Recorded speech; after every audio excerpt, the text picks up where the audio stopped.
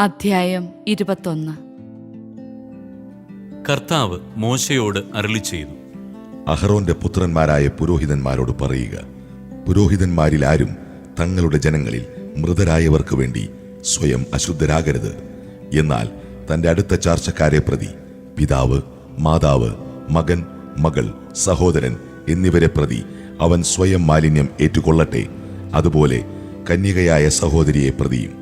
അവിവാഹിതയായ അവൾ അവന് ബന്ധപ്പെട്ടവളാണ്.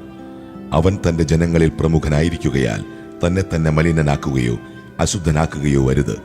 ദുഃഖസൂചകമായി പുരോഹിതന്മാർ തലമുണ്ഡനം ചെയ്യുകയോ താടി വടിക്കുകയോ ശരീരത്തിൽ മുറിവുണ്ടാക്കുകയോ വരുത്. ദൈവത്തിന്റെ മുൻപിൽ അവർ വിശുദ്ധരായിരിക്കണം. ദൈവത്തിന്റെ നാമം അശുദ്ധമാക്കരുത്. അവരാണ് ദൈവമായ കർത്താവിന് ദഹനബലികളും ഭോജനബലികളും അർപ്പിക്കുന്നത്. അതുകൊണ്ട് അവർ വിശുദ്ധരായിരിക്കണം. അവർ വേശ്യയെയോ അശുദ്ധയാക്കപ്പെട്ടവളെയോ ഭർത്താവ് ഉപേക്ഷിച്ചവളെയോ വിവാഹം ചെയ്യരുത്. എന്തെന്നാൽ പുരോഹിതൻ ദൈവസന്നിധിയിൽ വിശുദ്ധനായിരിക്കണം. നിന്റെ ദൈവത്തിന് കാഴ്ചയപ്പം സമർപ്പിക്കുന്നതിനാൽ നീ അവനെ വിശുദ്ധീകരിക്കണം. അവൻ നിനക്ക് വിശുദ്ധനായിരിക്കണം. കാരണം നിങ്ങളെ വിശുദ്ധീകരിക്കുന്ന കർത്താവായ ഞാൻ പരിശുദ്ധനാണ്. പുരോഹിതന്റെ മകൾ പരസംഗം ചെയ്ത് തന്നെ തന്നെ മലിനയാക്കിയാൽ അവൾ തന്റെ പിതാവിനെ അശുദ്ധനാക്കുന്നു. അവളെ അഗ്നിയിൽ ദഹിപ്പിക്കണം. അഭിഷേക തൈലം തലയിൽ ഒഴിക്കപ്പെട്ടവനും വിശുദ്ധ വസ്ത്രങ്ങൾ ധരിക്കാൻ പ്രതിഷ്ഠിക്കപ്പെട്ടവനും സഹോദരന്മാരിൽ പ്രധാന പുരോഹിതനുമായവൻ തന്റെ തല നഗ്നമാക്കുകയോ വസ്ത്രം കീറുകയോ അരുത്. അവൻ ശവശരീരങ്ങൾ സ്വന്തം മാതാവിന്റെയോ പിതാവിന്റെയോ തന്നെ ആയാലും സ്പർശിക്കുകയോ അവയാൽ തന്നെ തന്നെ അശുദ്ധനാക്കുകയോ അരുത്. അവൻ വിശുദ്ധ സ്ഥലം വിട്ട് പുറത്തു പോകുകയോ ദൈവത്തിന്റെ വിശുദ്ധ സ്ഥലം അശുദ്ധമാക്കുകയോ അരുത്. എന്തെന്നാൽ ദൈവത്തിന്റെ അഭിഷേക തൈലത്തിന്റെ കിരീടം അവന്റെ മേലുണ്ട്. ഞാനാണ് കർത്താവ്. കന്യകയായിരിക്കണം അവൻ ഭാര്യയായി സ്വീകരിക്കുന്നത്.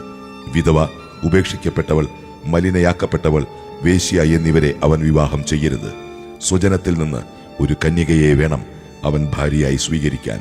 അങ്ങനെ അവൻ തന്റെ മക്കളെ സ്വജനങ്ങളുടെ ഇടയിൽ അശുദ്ധരാക്കാതിരിക്കട്ടെ. ഞാനാണ് അവനെ വിശുദ്ധീകരിക്കുന്ന കർത്താവ്. കർത്താവ് മോശയോട് അരുളിച്ചെയ്തു, അഹറോനോട് പറയുക, നിന്റെ സന്താന പരമ്പരയിൽ എന്തെങ്കിലും അംഗവൈകല്യമുള്ളവർ ദൈവത്തിന് കാഴ്ചയർപ്പം അർപ്പിക്കാൻ അടുത്തു വരരുത്. കുരുടൻ, മുടന്തൻ, വികൃതമായ മുഖമുള്ളവൻ, പതിഞ്ഞതോ അധികം പൊന്തി നിൽക്കുന്നതോ ആയ മൂക്കുള്ളവൻ, ഒടിഞ്ഞ കയ്യോ കാലോ ഉള്ളവൻ, തീരെ പൊക്കം കുറഞ്ഞവൻ, കാഴ്ചയ്ക്ക് തകരാറുള്ളവൻ, ചൊറിയോ ചുണങ്ങോ ഉള്ളവൻ, ഉടഞ്ഞ വൃഷണങ്ങളുള്ളവൻ എന്നിവർ അടുത്തു വരരുത്.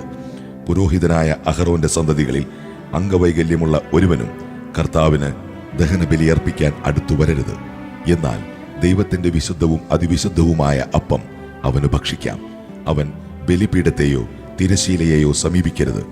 എന്റെ വിശുദ്ധ പേടകം അശുദ്ധമാകാതിരിക്കേണ്ടതിന് വികലാംഗൻ അവിടെ വരരുത്. കാരണം കർത്താവായ ഞാനാണ് അവയെ വിശുദ്ധീകരിക്കുന്നത്. അഹ്റോനോടും പുത്രന്മാരോടും ഇസ്രായേൽ ജനത്തോടും മോശ ഇക്കാര്യം പറഞ്ഞു.